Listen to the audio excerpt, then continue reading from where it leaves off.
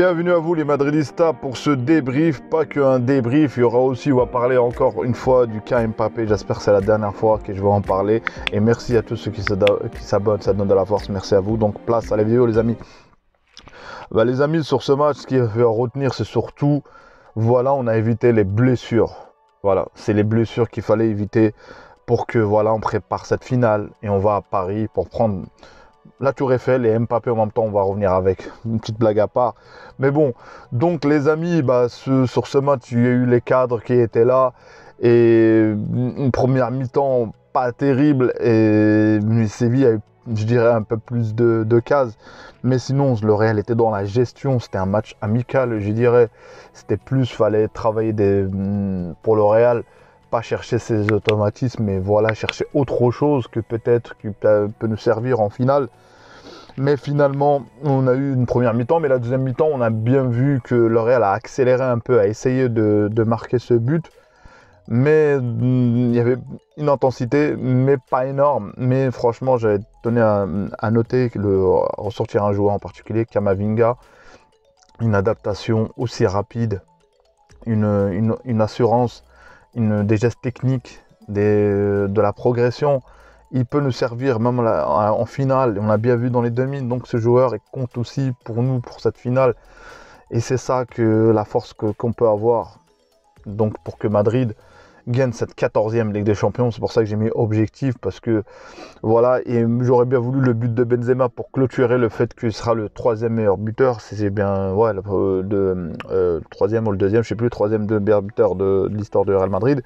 Mais voilà, il n'a pas pu, mais ça a reporté à plus tard.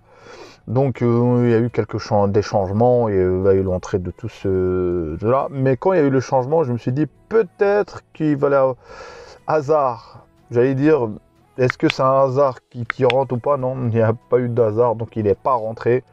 Et il n'y a rien à regretter. Donc ça veut dire Ancelotti, c'est définitivement, après que Zidane l'a condamné, maintenant Ancelotti l'a mis à la retraite au Real Madrid en tout cas. Donc lui, il n'a plus qu'à se concentrer pour sa Coupe du Monde avec la Belgique. Donc il n'y a plus rien. Et Bale aussi qui est pareil. Mais la différence entre lui et Bale, c'est que Bale a déjà prouvé. C'est une légende du Real Madrid. Donc il y a une différence notable. On retiendra le nom de Gareth Bale, comme quoi ça a été le joueur, ça a été une légende du Real Madrid. Donc voilà, et aussi le fait que l'entrée de Marcelo, peut-être que c'est le dernier match de Marcelo. Donc voilà, par rapport aux embrassades qu'il y a eu, la légende, le joueur le plus capé du Real Madrid. Donc il faut que voilà le récompenser. Peut-être qu'il y a une négociation, une année supplémentaire ou pas, je sais pas. Donc sur ce match, voilà, c'est une gestion 0-0, il n'y avait rien à jouer pour Séville, le Real, rien à jouer. Donc voilà, il n'y a pas grand chose à dire. Maintenant, on va parler du dossier du cas Mbappé, encore une fois. Donc les amis, place à Kylian. Donc Kylian, je ne sais plus comment lui parler, en anglais, en espagnol, en français, je ne sais pas. Il nous joue un jeu de caméléon, c'est-à-dire on souffle le chaud et le froid. Et sincèrement, il va l'annoncer, mais ce que j'ai là aujourd'hui, les rumeurs que je regarde, ceux que je suis en ce moment, c'est qu'ils disent que la tendance ou pas, mais apparemment c'est acté pour le PSG. Donc voilà, ça me scandalise parce que je me dis que c'est un joueur que le Real est venu l'année dernière, était prêt, ils ont mis au moins 180 millions sur la table. Et aujourd'hui, le Real a continué, mais il faut savoir, je vais signaler à Kylian que il y a un proverbe arabe qui dit que la caravane passe et les chiens aboient. Donc la caravane du Real Madrid va passer. C'est la deuxième fois qu'elle passe. Et j'espère qu'elle ne passera pas encore une fois. Ou l'année prochaine, on va entendre encore une fois. Parce que s'il décide de rester, à part l'argument financier, il ne va pas me raconter des salades. Comme quoi, les garanties sportives, c'est quoi? On lui a proposé d'être entraîneur-joueur. Donc c'est-à-dire il sera entraîneur-joueur. Non, c'est de l'ironie ce que je dis, mais voilà, c'est ça qu'on lui a proposé, donc les garanties sportives.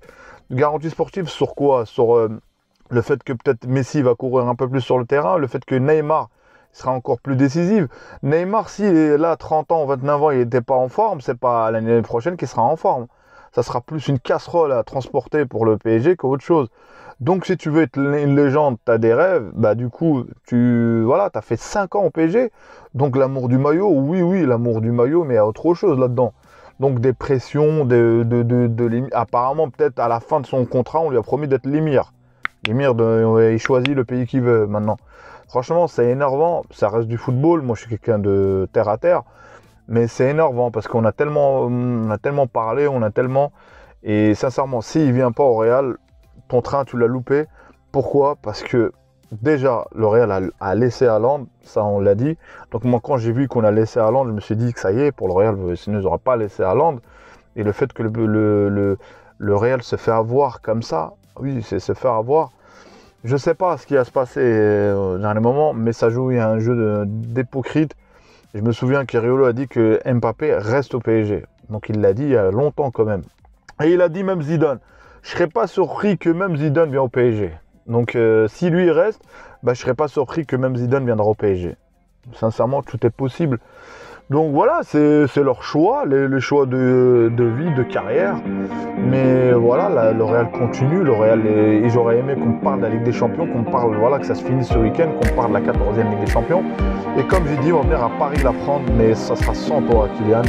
Si tu viens pas, ça sera beaucoup plus contre-productif pour toi que pour le Real. Le Real a Vinicius, à Rodrigo, le Real peut recruter un autre crack. Et le temps passe assez vite, hein. Il y a des cracks qui peuvent arriver assez vite. Il a 24 ans, l'année prochaine 25 ans, donc tu seras en prime. Et si tu ne gagnes pas les Ligues des Champions l'année prochaine, donc voilà. Et comme on dit, quand on fait des choix financiers, on a bien vu Neymar, son choix il l'a emmené où? Je ne dis pas que le Barça aurait été beaucoup mieux, mais son choix il était malheureux. T'as que des joueurs malheureux dans cette équipe, Messi qui joue en mode dégoûté. Donc comment tu peux pas amener Il y a l'argent certes, même le Real c'est de l'argent, mais il y a quelque chose qui est en soi. À la rigueur, en championnat d'Angleterre, il y a de la compétition. Tu restes en Angleterre, ok. Mais tu restes, donc les joueurs qui ne couraient pas l'année dernière, l'année prochaine ils vont courir. Donc j'ai des doutes. Donc voilà, c'est ce que j'avais à dire sur le cas Kylian. On verra ce week-end ce qu'il en sera. Donc voilà, les amis, merci d'avoir écouté cette vidéo. Merci à tous ceux qui s'abonnent, qui donnent de la force. Voilà, merci de soutenir cette chaîne. À une prochaine vidéo les amis. Salut.